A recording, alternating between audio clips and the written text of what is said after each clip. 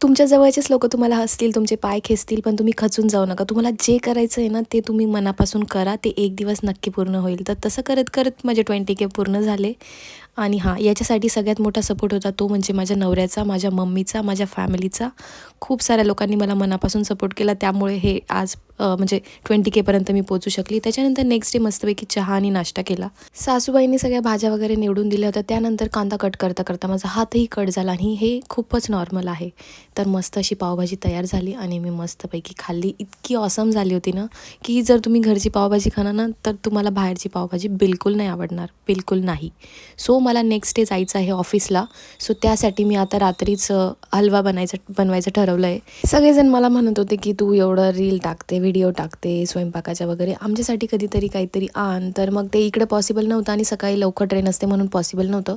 पण मी ट्राय केला, की रात्री हलवा वगैरे बनवून ठेवेल, जेणेकरून तो मी सकाळी घेऊन जाईल आणि सगळ्यांना आय होप आवडेल. त्यानंतर म्हटलं हलवा पुरेसा नाही राहणार म्हणून सकाळी 5-5:30 वाजता उठून इडलीही बनवली आणि या सगळ्यांसाठी माझ्या सासूबाईंनी मला मनापासून खूप जास्त हेल्प केली. सो त्यांनाही थँक्यू. त्याच्यानंतर ट्रेन खूप जास्त लेट झाली होती. 2 तास डिले होती.